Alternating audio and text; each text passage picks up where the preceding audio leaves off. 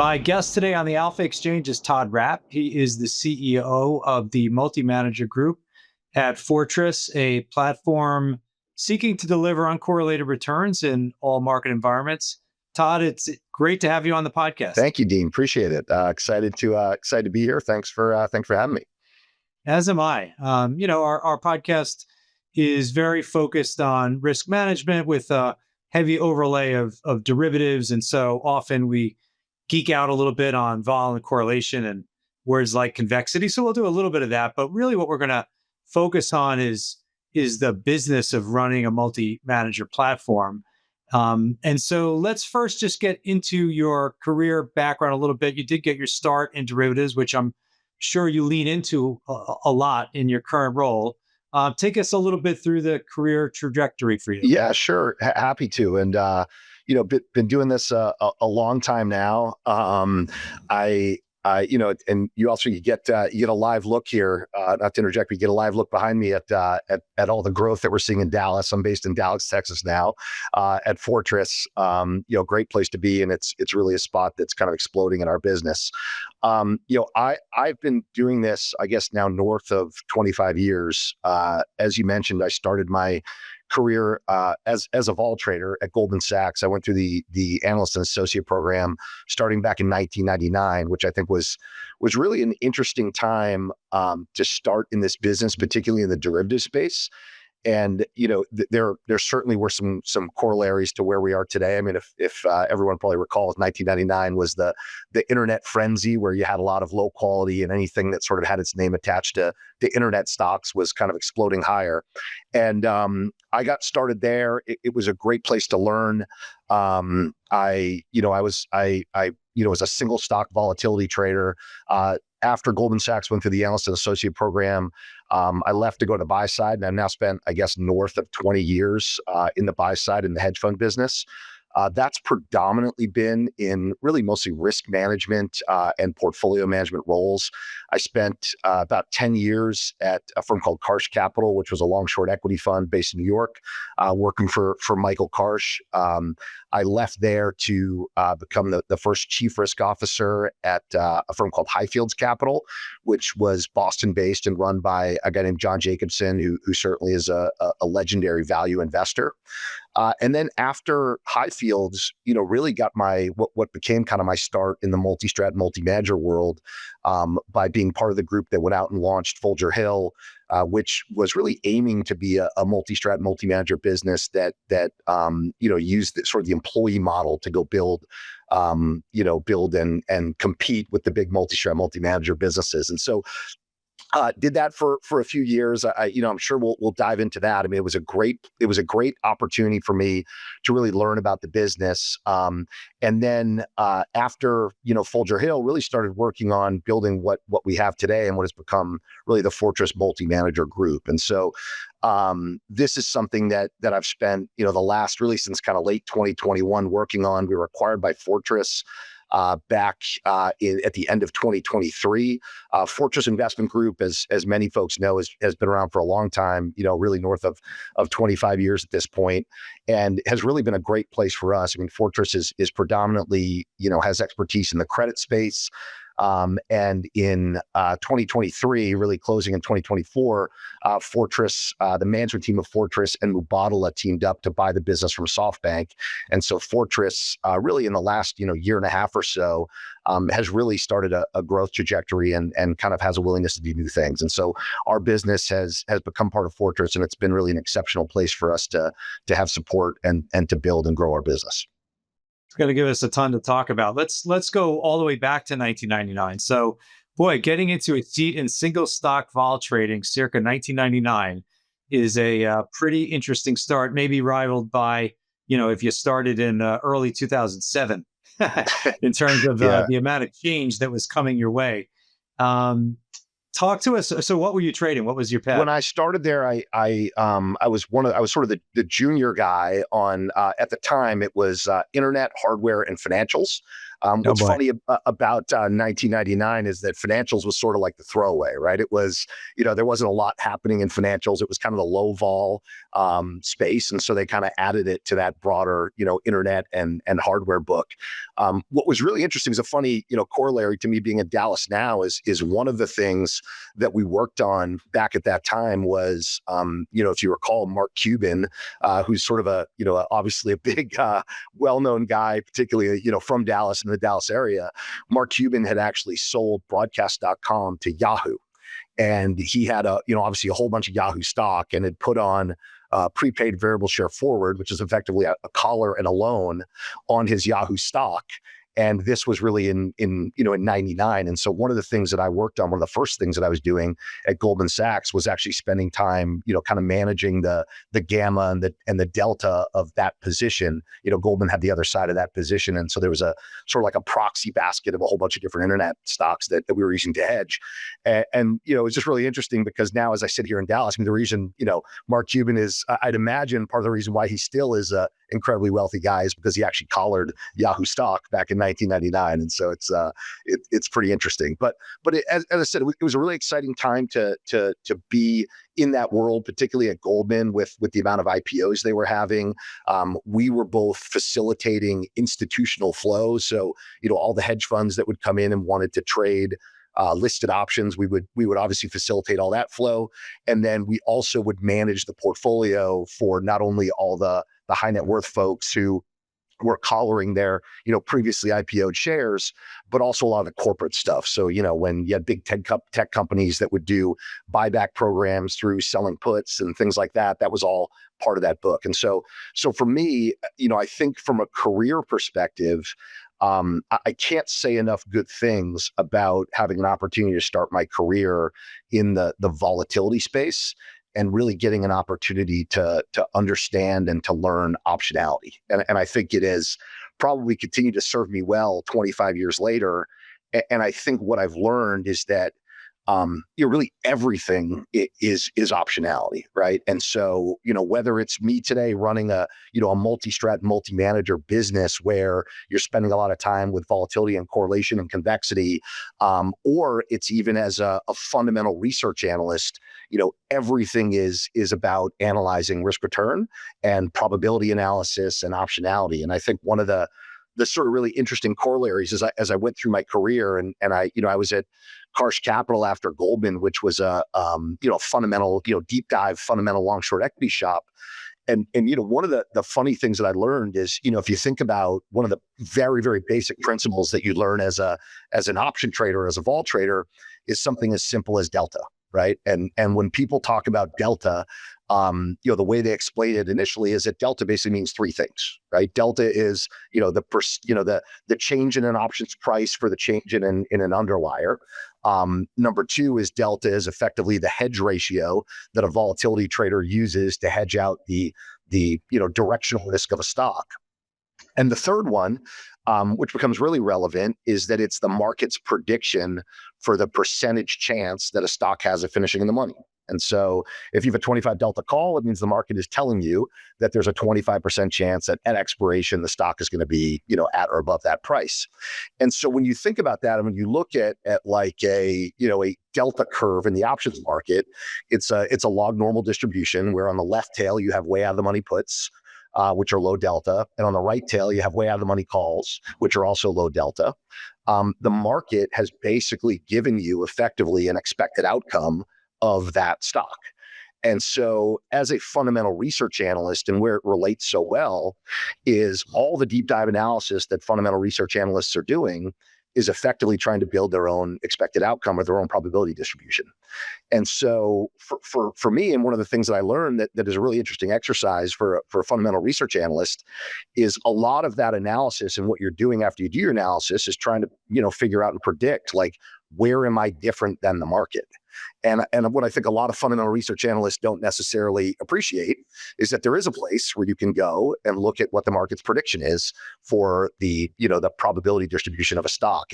And there's really ways that you can find edge and look for places where you differ from the market. And that ultimately is stock picking. And so for me, that what I found is, as I've gone through my career, is really just whether understanding optionality, and whether it's looking at as I said, like deep dive fundamental analysis, or thinking about volatility, or just thinking about option pricing. And it could be reverse conversions, it could be dividend swaps, it could be convertible bonds, which are effectively bonds with embedded call options.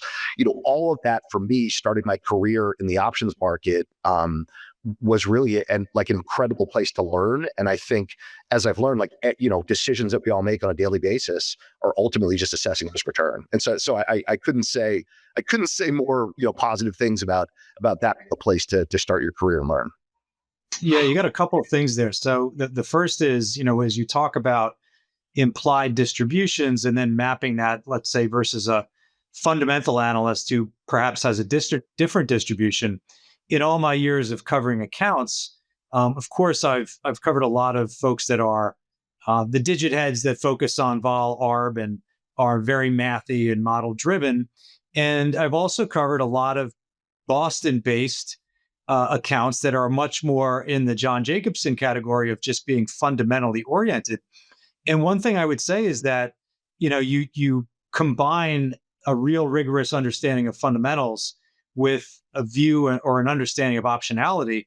That's a really powerful tool. And I would say that some of those Boston-based accounts were the hardest because they understood the business dynamics better than the market. The vol trading community was pricing it off realized, let's say, and the fundamental analyst who also understood optionality had a sense of capital structure, a more forward-looking understanding of the business dynamics and what they meant for volatility.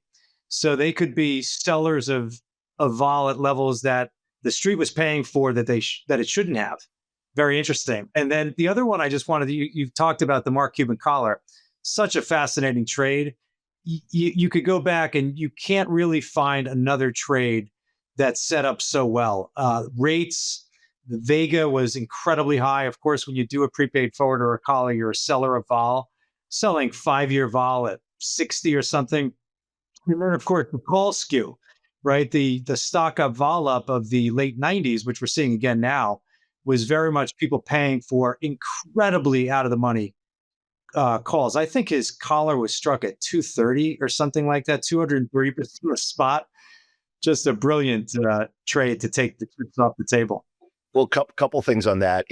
Back to John Jacobson. I think it's a great point in that. What I think a lot of people probably wouldn't appreciate is, John is known as really like a sort of legendary value investor. John started his career as a derivatives guy.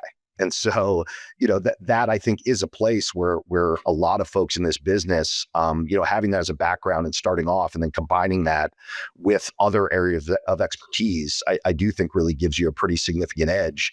One of the things when I was at Goldman Sachs back in 2002-ish, when I was on the other side of Highfields, Highfields, was one of those firms who was very early and very negative on Enron. And, they bought a lot of downside puts on Enron. And, a lot of that analysis was them trying to assess the probability distribution and what's the best way for them to implement their fundamental view. And so it's something that I think is, as I said, is incredibly valuable. And it also, as you well know, there's also ways, in the price of an option, it's obviously incorporating a lot of different things, which are rates and dividends and the cost to borrow. And so there's a lot of thoughtful ways you can sort of implement ideas in that space. So yeah. And then, on the Mark Cuban piece and back then, like you said, I think some of the setup today is really similar. I mean, if you go back to 1999, I guess the optimism and the, sort of the view of what the societal change was going to be of the internet it was obviously correct, right? But stocks didn't move in a straight line. And so, where we are today, you see a lot of those same corollaries where, back then it was anything that you said was B2B or tied it to internet, people were buying for a period of time. And so there's obviously a lot of corollaries to that today, with AI and, a lot of things that you attach the term AI to. Are getting bid up, and ultimately that probably is correct in that it is that big of a societal change, maybe even bigger. But at the same time, it doesn't mean that stocks are going to go in a straight line. And so it's there could be a lot of similarities to it. We'll see, but where you can both be long term right, but it can be pretty painful, getting there along the way. So it's a pretty interesting time. I think when you and I last spoke, we were talking about the incredibly low levels of correlation across the stocks in the S&P. So there's a similarity in terms of the top heaviness with tech stocks now versus 99 and 2000. But what's very different is this low level of correlation. And I think managing correlation risk, I want to be a thread throughout this conversation because I think it's front and center with what you do. I would first like to just try to have you deliver us some of the terminology taxonomy. So I'm going to throw a couple terms out there, and I wanted you to just, talk through them. So of course we have the single manager hedge fund, which is more and more difficult. The risk arb hedge fund, convert arb only, those are harder things to do these days. You have multi-strat, you have multi-manager, and then you have pod shops. And I'm just wondering, the single manager thing, of course, you don't have to talk about, but those three, the multi-strat, multi-manager, and pod shop. Perhaps you could just walk through where those are similar and where they can be distinguished. Yeah, and so I guess if you take multi-strat, I guess multi-strat can be a lot of different things, right? So most of the multi-managers, unless they are focused on one very specific segment, like you could be a multi-manager business that focuses only on Japanese equities, right? That wouldn't necessarily be characterized as a multi-strat. But most of the multi-manager businesses tend to also fall into that world of multi-strat. But there are also multi-strat funds that are certainly not multi-manager. And so that would be a fund that makes top-down allocation decisions across different strategies based on the opportunity set, with effectively almost one CIO that is making those decisions and allocating capital and making a lot of changes.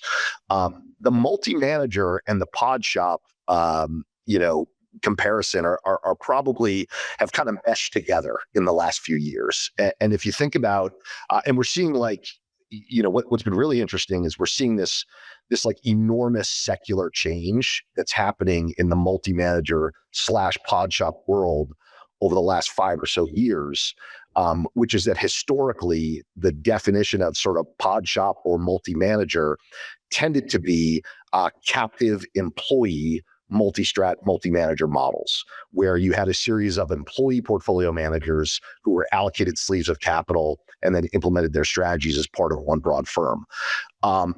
That's a business where I think, it obviously has been an exceptional model. I think, the root of it is that it really took, I think, sort of some of the best elements and removed some of the less attractive elements of both the sell side sort of prop trading desk business and the, historically like fund of hedge funds business, and put them together into what is effectively, a prop desk that operates outside of the banks, but with some really distinct advantages around the way you can compensate people and the type of talent you can acquire and the type of things that you can do. And so that I think is really the root of where this sort of multi-manager world came from. There's obviously some pioneers in this business who have done exceptional jobs over the years in developing the mousetrap and continuing to execute the mousetrap at a very high level. I think, when you think about the model, the very sort of simple definition of the model is really just this notion of really combining, liquid, uncorrelated strategies with low pairwise correlations across the PMs into one model, and then using some financial leverage to sort of make the whole thing tick. And as I said, that was historically something that was happening mostly as employee captive multi-strat, multi-manager businesses. But this massive secular change that you're seeing is where some of these very, very large platforms have now become some of the largest hedge fund allocators in the world via separately managed accounts. And so, you're also seeing in the marketplace, you're seeing a lot of formerly fund of funds businesses that used to make LP allocations across wide groups of hedge fund managers also transitioning their businesses into being separately managed account platforms. You're seeing a lot of sophisticated institutions, whether they be pension funds or sovereign wealth funds, out there building their own SMA platforms. And so you're really seeing this transition where there's a secular shift to where I think years ago, a lot of these platforms were really working very, very hard to keep all of the portfolio managers captive to the platform and really keeping them in-house. And now you've seen, essentially you could almost describe it as they had their finger in the dam for many, many years, almost to keep everything on platform. And now you're seeing this massive secular shift where the dam is really broken.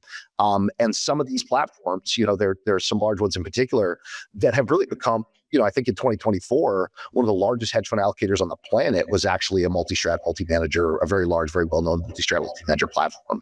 And so that has some really significant implications for the way that sort of talent is moving in the business. I think some of them really positive for the industry and for underlying investors, and some of them not so positive for underlying investors. And so it's a time that is really exciting. And I think you as someone who's in that business and someone who's obviously trying to build something that's delivering high quality returns for investors, for us it's really important that we're innovating. It's really important that we have a really flexible mandate, that we have thoughtful ways of acquiring talent. So we really have to be a little bit different, right? And you have to do something a little bit different and sort of move with the market to be successful. On the traditional pod shop model, what would you say are the very common overlapping characteristics? Fee pass through would seem like one of them. And then where do they wind up, differing in terms of their approach? Yeah, so I think that the commonality across most of these platforms is, as I said in the beginning. So, in terms of what they do, they're relatively similar, right?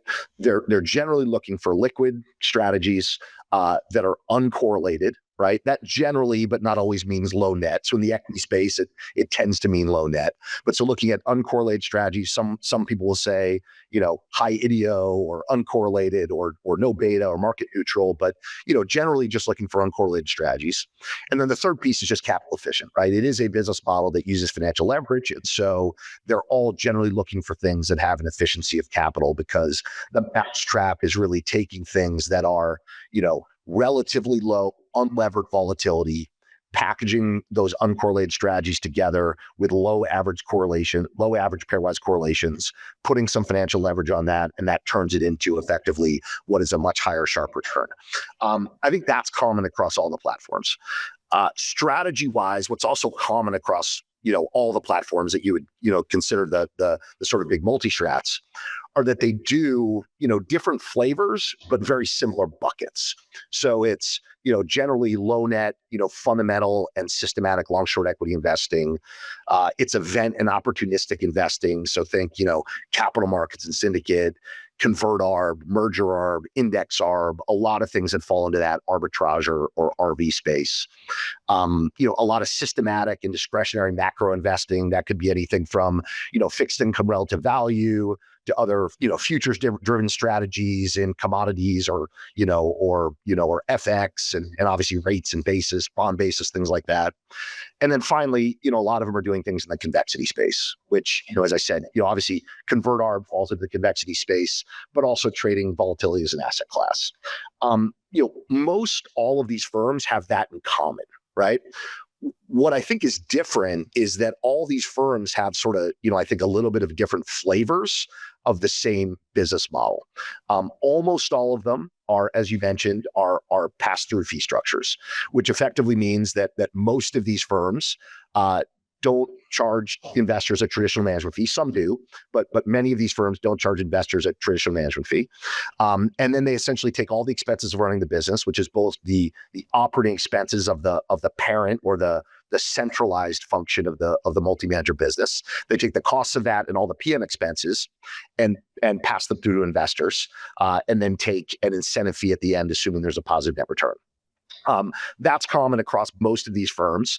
The model is expensive, but I think that the argument in favor of it would be that it probably has among the best alignment of interest with investors of any model out there in the world, because many of these models, when they don't charge a management fee, the only way that the GP of the business makes money is if investors generate a positive net return.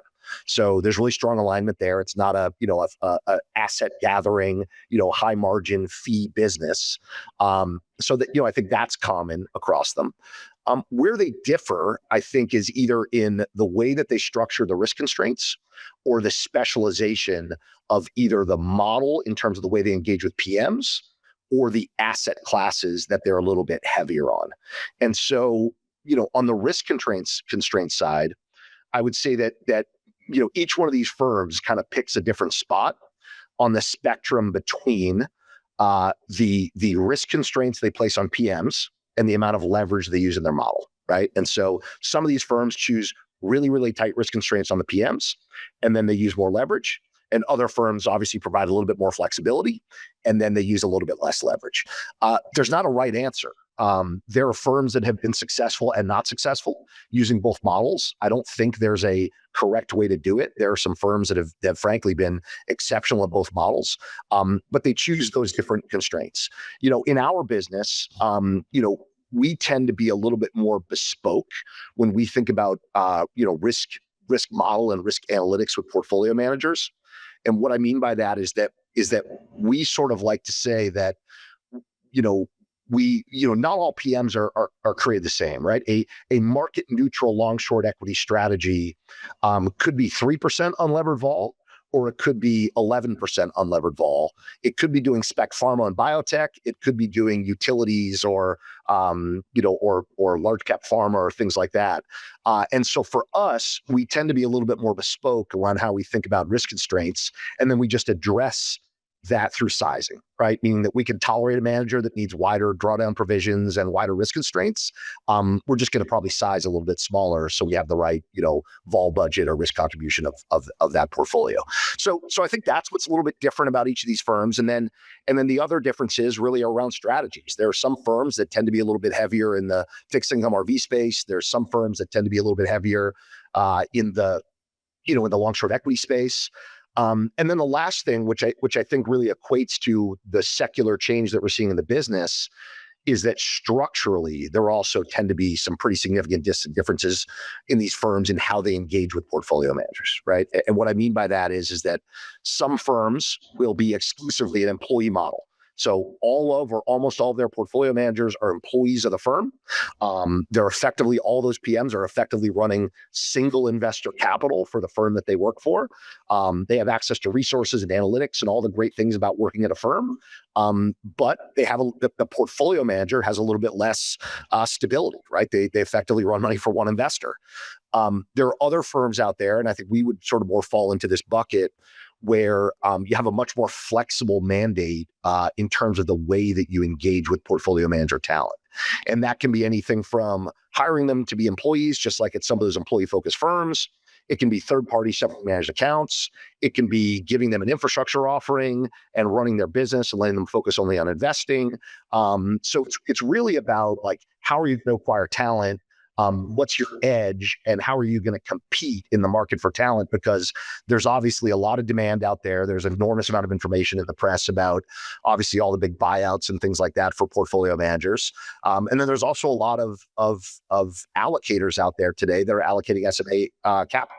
And so you really have to sort of, have an innovative and thoughtful value proposition for portfolio managers if you want to acquire, really high quality talent. So you've described this evolution from multi-manager 1.0 to 2.0, talked about some of the larger pod shops actually being allocators themselves to outside capital. Perhaps your efforts at Folger were a little bit more in the 1.0 category. So as you think about Fortress and the 2.0 version of the multi-manager group and your specific approach. So perhaps start with the structure part of it. You've talked about having employees, but also these SMAs. Um, Maybe dive into that a little bit more. Talk about what the advantages are from your perspective. Sure, sure. Yeah. And it's good that you bring up Folger Hill. And I think that that was something that I was part of the team that went out and really tried to go out and build a business that was effectively going to compete head on in the employee multi-strat, multi-manager model with some of the biggest, most successful players in the business. Right. And I could talk for hours about the experience. And I think, it ultimately was something that I think was not successful, right? Certainly our US business was not successful. We built a pretty high quality Asia business, but the US business was not successful. And I could talk for hours about why that is. I think some of the reasons why it was not successful were structural. Some of the reasons were self-inflicted. But I think for me, I sometimes say that it was kind of both the best and the worst thing that I've done in my professional career. It was the first time I had done something that I would characterize as not having been a professional success. And so that for me, I think was, turned out to be probably the most transformational thing that I went through, because number one, it gave me an opportunity clearly to experience some adversity. Right. And I think, and we could maybe talk about this when we talk about an organization and how we think about looking for people and things like that. I think experiencing adversity and how you deal with adversity and overcome adversity is one of the most important, character traits of anyone, probably in life and in your profession. But for me, it also really gave me a roadmap to the business that we're building today at Fortress, in really understanding the depth of this model. Why these businesses are so difficult to build, why so many firms have had a hard time reaching escape velocity, and really, what we can do at Fortress to really go out and have a value proposition in the business that addresses all of those issues that, number one, make it really difficult to start these businesses. And number two, some of the reasons why investors, I think, some investors either don't like or are a little bit more wary of the multi-strat, multi-manager models. And so for me, that really gave me this great experience and this great roadmap to kind of go out and build, what we're doing today. And so in our business today at Fortress, a part of the reason why I was so excited to do the deal with Fortress is because I had started building this business in late 2021 with a small team of folks. We spent about 2 years building out the business initially as an external multi-strat, multi-manager model. And so what that effectively meant is that I decided, okay, as I build this business, I don't want to go out and compete head on with some of the biggest, highest scaled, well-known blue chip firms. But I recognize, which again, years ago, this was novel. Today, it's less novel. I realized that there was a really good opportunity out there to allocate SMA capital to really high quality portfolio managers that, generally speaking, were former platform or prop desk or something simpler PMs who had their own businesses, had, strong track records, you had an enormous amount of data, you could do tons of quantitative analysis on them, you could get attractive terms, you could give them an SMA. And so, and you could give smaller allocations, right? Than if you were trying to compete head on with some of the big folks to hire PMs.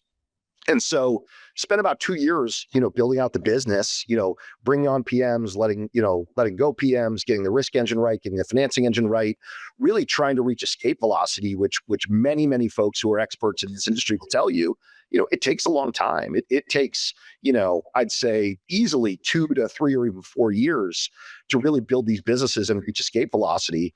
And so about 2 years in, I was very fortunate in that I engaged with Fortress. It was the right time for us. It was the right time for Fortress. And I had this vision where, as part of an organization like Fortress, particularly with the support of the leadership there and folks like Drew McKnight, who's, co-CEO of Fortress, I really thought that as part of Fortress, we had the opportunity to take this thing that we were just reaching escape velocity and just started to really get it right and turn it into something world-class. Well, we started this conversation with some of your background in vol and correlation, and talked about this low correlation and in the S&P. And that's really, kind of a holy grail for firms like yours, is to deliver an uncorrelated, consistently uncorrelated return stream. And so from a high level, I'd love to just have you, summarize how you think about that. Of course, talent acquisition and finding people is the right thing, but also you've got to really think through the strategies themselves, how they interact in different stress events. So high level, walk us through how you think about, the diversification and correlation components of what you do. Yeah, so it's a great. I mean, listen, the business comes down to three things, right? It's talent acquisition, it's risk management, and it's financing, right? I mean, that is the model, and the risk management piece for me, it does go way back to the beginning, which is that risk. I started my career as a vol trader, right? And so when you think about running a multi-strat, multi-manager business, you spend an enormous amount of time thinking about really manager and portfolio volatility, and then the correlation across those managers and also relative to different things in the market. And so, what was great for me in starting my career as a vol trader is when you think about what does a vol trader do, is a vol trader really focuses on volatility and correlation, right? And then you think about what is risk management, and risk management, among other things, and liquidity and factor analysis and stuff like that. But ultimately risk management is also volatility and correlation. So, or standard deviation and correlation. And so for me, I think it was a really fantastic transition to move from having a vol background to then being a risk manager at, large multi-billion-dollar funds that were both, just equities and then multi-asset, to then ultimately, running a multi-strat, multi-manager business, because it's really all the same principles and it's a natural evolution. And so for us, when we really think about things, and we think about building all of this, putting all of this together, what we're mainly focused on is, how, what are the underlying unlevered volatilities of each of our portfolio managers, and then how do all of those uncorrelated strategies work together? And a lot of this is really recognizing also, and this again, I think it goes back to one of the basic fundamental understandings of both the options market and risk management, which is that you have to understand their shortcomings. And the obvious, very basic shortcoming of traditional risk analytics is that you're using historical data to predict the future, right? And so when you calculate VAR, and you can absolutely do things to combat that, you can exponentially weight the more recent data points and do a lot of different analysis. You can stress different elements of correlation and vol. But at the end of the day, traditional risk analytics give you analysis that tells you what the world looks like if the future looks like the past. And so what's really important, and so in our model, in running a multi-strat, multi-manager model, there's sort of basic math that you can look at in that construct, which is that you say, okay, this is our portfolio volatility, this is the VAR of our portfolio, these are the pairwise correlations across our managers. And if you notice that you have particularly leans or things in the portfolio, whether it be a factor lean or a market lean, or your VAR changes, or your underlying elements of that change, mathematically, there are ways you can address it, right? Okay, our momentum exposure gets to this level. That level is uncomfortable for us. There are things that we can do to take that exposure down. And there's a variety of tools for that. The really actually much more relevant part of risk management in this model is understanding that when you really have problems, it's when those historical relationships break down, right? And so when future volatility doesn't look like historical volatility, or when historical correlations are not a good indicator of what future correlations look like. And this goes way back to the same principles of when you're a vol trader. There's historical vol, realized volatility. There's implied volatility, which is the market's prediction for future volatility. And then there's historical implied volatility, which is the historical predicted volatility. And I think really understanding that and how all those things work together is critical in the multi-strat, multi-manager model. And I often, when I talk to folks, sometimes we talk about things like beta. And I think beta is like one of the most obvious examples where it has the potential to be one of the most dangerous metrics that you look at as a risk manager. Because if you think about beta in the most basic sense of the calculation, you're looking at the historical volatility of a security of an asset divided by the historical volatility of the market times correlation, right? And so you can have assets that are extraordinarily volatile, but are just historically uncorrelated to the market and therefore have a low beta, right? And so when you have a correlation event in the market, beta is a terrible predictive indicator of what's going to happen. The best example would be, think about like a biotech stock that's moving towards an event, right? That biotech stock might flatline or be very uncorrelated to the market during on the way to an event. But if that biotech stock has 4 times the volatility of the market, if you have a correlation event in the market and the market dislocates, that stock's going to move much more like its vol than it does like its historical beta, right? And so for us, an enormous part of risk management for us is really recognizing and understanding and trying to predict how well is our portfolio protected when those historical relationships break down, right? And you oftentimes in, long short equity is a great example. You think about, oftentimes you have portfolio managers who are running fundamental long short equity portfolios. They tend to effectively be short correlation inherently in a lot of ways. And what that means is you might have a collection of really strong alpha ideas on the long side. You may not have as many really good alpha ideas on the short side. And so a lot of folks will end up having short positions, oftentimes core short positions in some industry names that tend to be mega caps, right? That are low vol. So, your healthcare, portfolio manager might be short, Pfizer and Merck and some big names like that. Your energy PM might be short, Chevron and some of the large cap names like that. And then what happens is when the market dislocates, all these sort of more mid cap names that you have dislocate. And so you really have to spend a lot of time. You can address that through obviously being really aware of your factor risk, being really aware if you're making, bets on size or volatility or different things like that, or what your IDEO is. But for us at a portfolio level, it's critical that we're looking at the portfolio and saying, okay, if we have a correlation event, if we have a liquidation event, what is going to be wrong with traditional risk analytics and the way that they analyze our portfolio? And what are the things that we can do to combat that? And as silly as it sounds, like some of that gets away from the more traditionally academic principles of risk management. And some of it is a little bit more common sense, right? And really spending time diving in and looking. And so it's looking at things like, quintiling of different valuation buckets. It's, we do something which was pretty basic, but makes sense on all of our portfolio managers, which is we do a worst days analysis, right? Which is effectively, we have the benefit of obviously having an enormous data set on all of our portfolio managers. And so I may look at, what are the 10 or 15 worst days that this portfolio manager has had in their entire data set? And then we compare it and say what was happening in the world when those days occurred. Is there, were the equity markets down? Did oil do something? Did rates do something? Were particular factors moving? What happened to our portfolio? Was it a big, hedge fund unwind day where crowding as a factor did poorly? And really just assessing how much commonality do we have in our portfolio when historical relationships break down? Let's finish out with some of your thoughts and approach on the human capital side of things. It's an incredibly competitive environment for risk takers. You've hired a lot of them along the way. I'm sure you've interviewed multiples and multiples of the number you've hired. So you've gotten a great look over the many years you've been doing this. Just talk to us about perhaps the traits and qualities that you look for. I'm sure those are associated with what you found as ingredients to success. Walk us through your approach.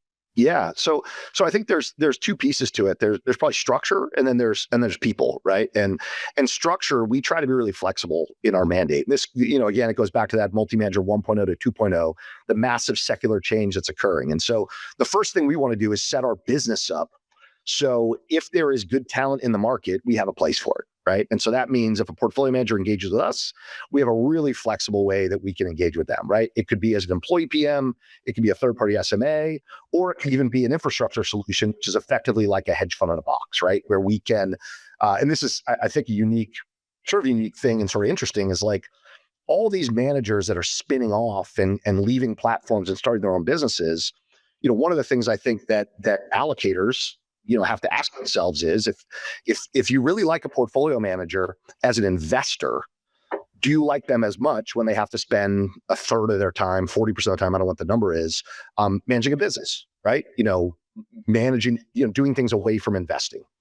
And so for us, in structure, one of the things that we offer is an infrastructure solution where we can set up a portfolio manager and effectively do everything for them, right? Set up their LLC, do ops, accounting, legal, all the office space, like all the infrastructure things for them while they build their business. And we choose to take that approach, sometimes exclusive, sometimes non-exclusive. And I think for us, it makes us comfortable because we know we have scale to manage the operational infrastructure, and we can let the portfolio manager focus only on investing. And so I think that's really important for us. And so it's having this really flexible mandate where we can engage with really good talent.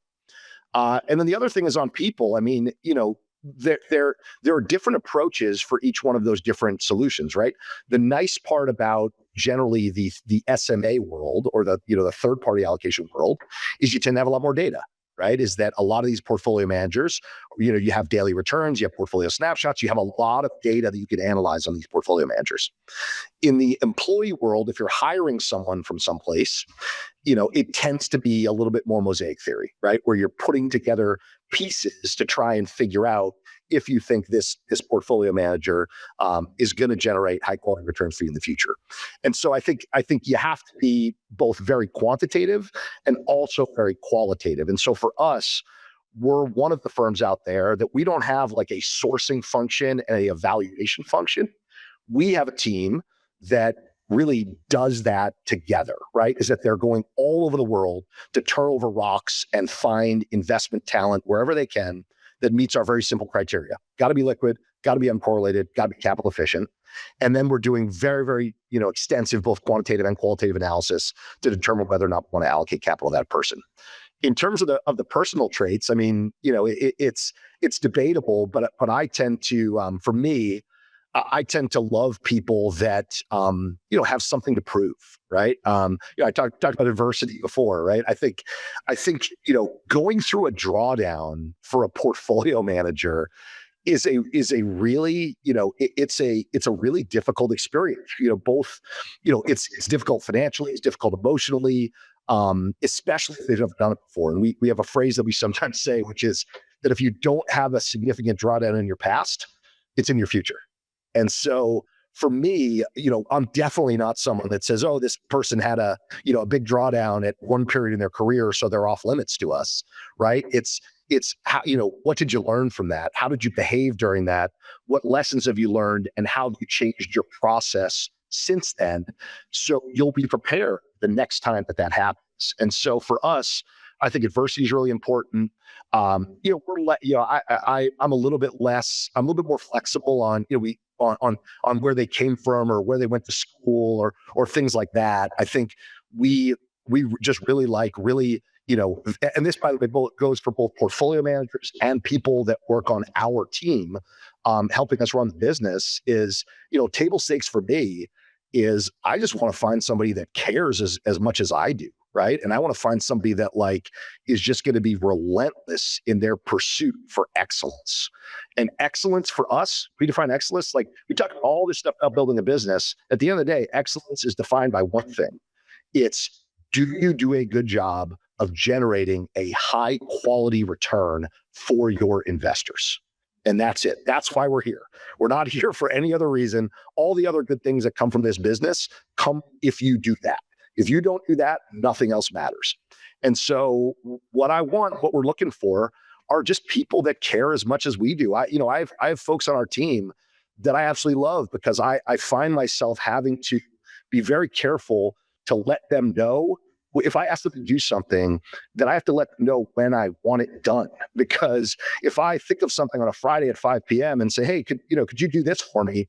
They'll send it back at 11 p.m. on Friday night. Yeah. So I almost have to be careful to say, hey, hey, I'd love to see this done. This is it's a next week item. Don't worry about it.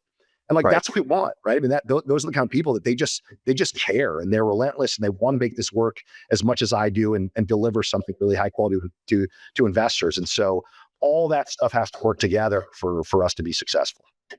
Well, we covered a lot of ground in this conversation. We had a little bit of vol and correlation and some market lessons, but also really the structure of the business and specifically how you think about the multi-manager business. So, Todd, I've really appreciated the conversation. It was great to have you as a guest. Yeah, well, thanks for having me. I really enjoyed it, and look forward to a future conversation.